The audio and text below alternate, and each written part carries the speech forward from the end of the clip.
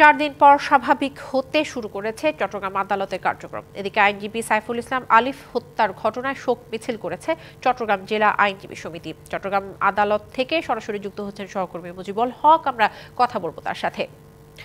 মুজিবুল, চট্টগ্রামের আইনজীবীদের শোক মিছিলে সর্বশেষ তথ্য জানাবেন, পাশাপাশি জানাবেন এর পরবর্তীতে আর কোনো কর্মসূচি আছে কিনা।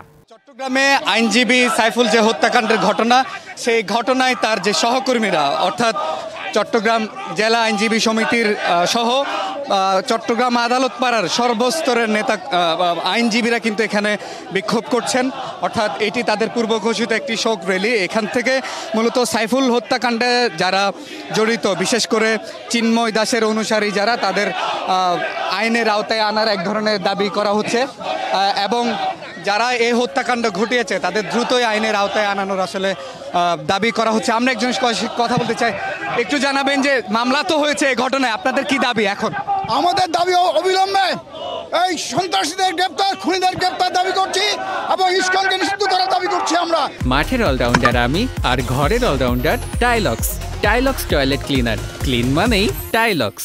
আইনজীবীর রক্ত বৃথা যাবে না। বাংলাদেশে কোনো সাম্প্রদায়িক স্থান নেই। সাম্প্রদায়িক 20 বছর যারা ছড়াচ্ছে তারা দেশের শত্রু, জাতির শত্রু, তাদের সাথে কোনো আপোষ নেই।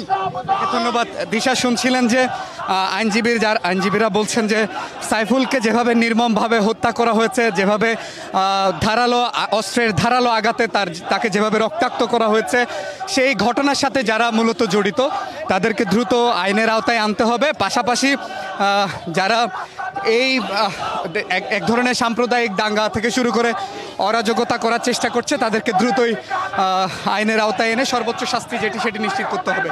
তো সব মিলিয়ে মানে এখন যে শোক মিছিল সেটি এখান থেকে চট্টগ্রামের যে আদালত পাড়া সেখান থেকে শুরু হয়েছে, বেশ কয়েকটি গুরুত্বপূর্ণ সড়ক প্রদক্ষিণ করবে। এখান থেকে সাইফুল হত্যাকাণ্ডের সর্বোচ্চ বিচার আসলে দাবি করা হচ্ছে। তো সব মিলিয়ে ছিল আমার কাছে চট্টগ্রাম থেকে খবর।